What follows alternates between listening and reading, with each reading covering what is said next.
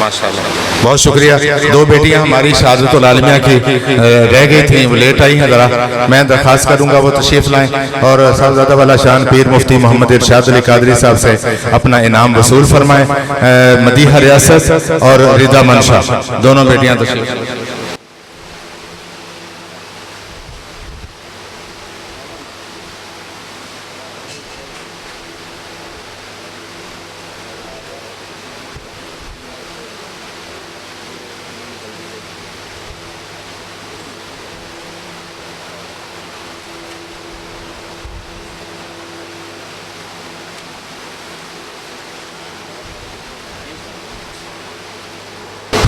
Programme کا سلسلہ آگے بڑھاتے ہیں. اس سے پہلے کہ چونکہ وقت بہت ہو چکا، میں ملفوظات سے نوازنے کے لیے دعوت سخن دوں گا. آج کے ہمارے معزز مہمان نامور خطیب، ہمارے پاکستان کا نام شیخ طریقت، رہبر شریعت، قرآن پہ بہت بڑی ریسرچ ہے اور قرآن پہ بہت بڑا کام کر رہے ہیں. اللہ پاک ان کے علم رزق مال جان میں برکت فرمائے. اور ہمارے لیے شرف یہ ہے کہ الحمدللہ تخصص فی الفقہ والافتاء جس ادارے سے کیا اور مکمل اس کا نام المرکز الاسلامی ہے. تو میں دعوت سخن دوں گا صاحبزادہ والا شان شیخ طریقت، رہبر شریعت حضرت علامہ پروفیسر ڈاکٹر مفتی پیر معین شہزاد صاحب. آپ تشریف لائیں اور اپنے ملفوظات سے نوازیں. یہ انشاءاللہ چند منٹ یہ، اور اس کے بعد ایک بہت بڑا سپیکر ہمارے پاکستان کا جو انٹرنیشنل الحمدللہ جن کو تبلیغ دین کا شرف حاصل ہے، وہ بھی اپنے ملفوظات سے نوازیں گے. انشاءاللہ دعا 1 بجے ہوگی، آپ بے فکر رہیے گا. تشریف لائیں گے حضرت علامہ پروفیسر ڈاکٹر معین شہزاد صاحب. الحمدللہ والصلاة والسلام علی سیدنا و مولانا محمد رسول اللہ صلی اللہ علیہ وسلم وعلی آلہ و اصحابہ و ازواجہ و اولیاء امتہ و علماء ملتہ اجمعین، ثم اما بعد. فاعوذ باللہ من الشیطان اللعین الرجیم. بسم اللہ الرحمن الرحیم. ربنا وابعث فیہم رسولا منہم یتلو علیہم آیاتک ویعلمہم الکتاب والحکمہ ویزکیہم. صدق اللہ مولانا العظیم. درود شریف پڑھی. اللہم صلی علی سیدنا و مولانا محمد وعلی آل سیدنا و مولانا محمد وبارک وسلم. صلاة و سلام علیک یا سیدی یا رسول اللہ وعلی آلک و اصحاب اللہ. گرامی قدر اسٹیج پہ تشریف فرما حضرات، مشائخ اعظام، علماء اسلام، آج کا یہ جلسہ دستار فضیلت کے عنوان سے انعقاد پذیر ہے. مجھے قبلہ پیر قصوری صاحبزادہ مفتی لیاقت علی قادری اشرفی دامت برکاتہم العالیہ نے حکم فرما دیا کہ میں چند گزارشات آپ کی خدمت عالیہ میں پیش کروں. حالانکہ ہم تو ایک طالب علم کی حیثیت سے حاضر ہوئے ہیں جو 2 سالہ کورس یہاں سے کیا ہے اس سلسلہ میں. اب چونکہ علماء، مشائخ اور طلباء، مدرسین یہاں تشریف فرما ہیں، تو آپ کی خدمت عالیہ میں کیا پیش کریں، آپ خود جاننے والے لوگ ہیں. مگر فی زمانہ جس میں ہم سفر کر رہے ہیں یہ انتہائی فتنوں کی بھرمار اور ابتلاؤں کا مرکز ہے. عقائد و نظریات پر بھی یہاں حملے ہو رہے ہیں، وہاں پر ہمارے باطن کے اوپر بھی بہت زیادہ حملے ہیں. خواہشات نفس بہت زیادہ بڑھ چکی ہیں اور دنیا کی طلب میں حلال و حرام کی تمیز اٹھ گئی ہے.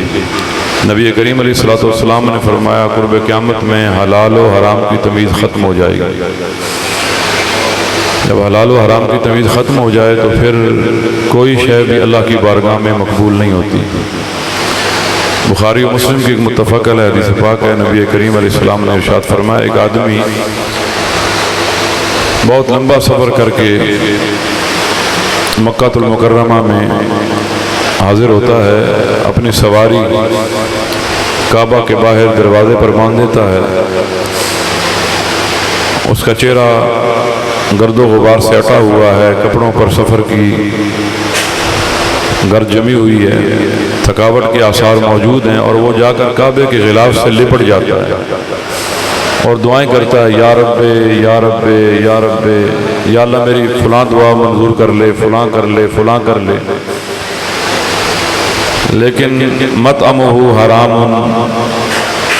مشربہ حرام، ملبسہ حرام، انا یستجاب لہ او کما قال صلی اللہ علیہ وسلم، فرمایا اس کا کھایا ہوا حرام ہے، پہنا ہوا حرام ہے، اس کا پیا ہوا حرام ہے، تو اللہ اس حال میں اس کی دعا کو کیسے مقبول فرما لے؟ جو نبی اللہ نے ہمیں دیا وہ اس لیے آئے کہ کتاب و حکمت کی ہمیں تعلیم دیں اور پھر ہمارا تزکیہ کریں، ہمارے باطن کی صفائی کریں۔ جب تک علم کا مطلب جاننا ہے، اس سے اگلا بھی ایک مرحلہ ہے جو عرفان کا ہے، پہچان کا ہے۔ اگر ہم یہیں پہ رک جاتے ہیں تو پھر معلوم یہ ہو کہ ہم منزل تک نہیں پہنچے۔ بعض اوقات علم تکبر پیدا کرتا ہے، اکڑ پیدا کر دیتا ہے، اور بعض اوقات علم جو ہے انسان کو جھکا دیتا ہے، اور جس کو آپ دیکھیں کہ وہ جھکا ہوا ہے تو سمجھیں کہ اسے علم کی جاگ لگ گئی۔ ہم تھوڑا سا پڑھ لیتے ہیں تو بہت زیادہ، میں چونکہ مصر میں جامعۃ الازہر میں بھی میں نے تخصص کیا اسلامک لاء کے اندر، تو وہاں کے ہم نے اساتذہ کو دیکھا کہ وہ اپنی جوتیاں تک بھی خود اٹھاتے تھے، اپنے اسٹوڈنٹ کو جوتی بھی اٹھانے نہیں دیتے تھے، اور بہت بڑے لوگ 2.5-3 لاکھ حدیثوں کے حافظ، دکتور بابا زویلی اللہ تعالیٰ ان کے اوپر رحمت فرمائے، دکتور سعید رمضان بوتی شامی علیہ رحمہ، اہل سنت کے بہت بڑے لوگوں میں سے ہیں، تو اپنی جوتیاں انہوں نے خود اٹھائی ہوتی۔ اگر ان کے علم کو دیکھیں، ان کے کام کو دیکھیں، ان کی تحقیقات کو دیکھیں، اور پھر ان کی سادگی دیکھیں تو حیرانگی ہوتی ہے۔ اللہ تعالیٰ ہمیں، جتنے لوگ ہم یہاں بیٹھے ہوئے ہیں، کیونکہ ہم سب کا تعلق بالخصوص مذہبی طریق کے ساتھ ہے، بالخصوص امامے ہیں، چہروں پہ داڑیاں ہیں، رنگ و روپ کے لحاظ سے ہم سارے مولوی نظر آتے ہیں، لیکن آج اگر کسی کو مولوی کہتے تو ناراض ہو جاتا ہے، مجھے مولوی کیوں کہا؟ القابات لینے کا شوق ہمیں، اب یہ دل لگتی باتیں ہیں، وہ کہتے ہیں کہ سچ آکھاتے بھامبڑ بل دے، اگر سچ کہوں گا تو پھر آگ لگتی ہے۔ ایک عام حافظ ہے قرآن کریم فرقان حمید کا، یعنی عالم نہیں ہے، لیکن اس کے نام کے ساتھ بھی علامہ نہ لگائیں تو وہ بھی ناراض ہو جاتا ہے۔ اشتہارات کی بھرمار ہے اور کام ہمارا زیرو ہے، یہ سچی بات کر رہا ہوں۔ ہمارے مدارس، ہمارے یہ لوگ جو اس وقت کام کر رہے ہیں، یہ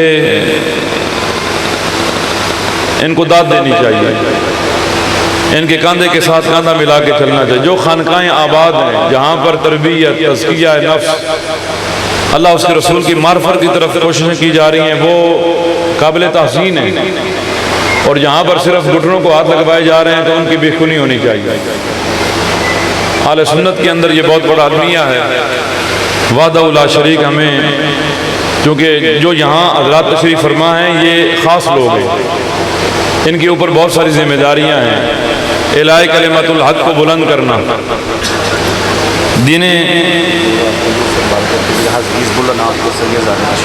نعرہ تکبیر، نعرہ رسالت، نعرہ تحقیق، پیر سید ابو المصطفیٰ رضوی صاحب، مصطفیٰ اشرفی صاحب خوش آمدید کہتے ہیں، اہلاً و سہلاً مرحبا، اہلاً و سہلاً مرحبا۔ دروشی پڑھیں، اللہم صلی علی سیدنا و مولانا محمد و علی آل سیدنا مولانا محمد و بارک وسلم۔ ایک بات سنا کے بعد ختم کرتا ہوں۔ پرسوں ایک اسٹوڈنٹ ملا، وہ مدرسے کو چھوڑ چکا تھا، یعنی خاصہ اول کے اندر اس نے تعلیم کو ترک کر دیا۔ تو میں نے پوچھا کہ کیوں چھوڑ دیا؟ تو کہتا ہے گھر والے کہتے ہیں کہ اس فیلڈ کا مستقبل نہیں ہے،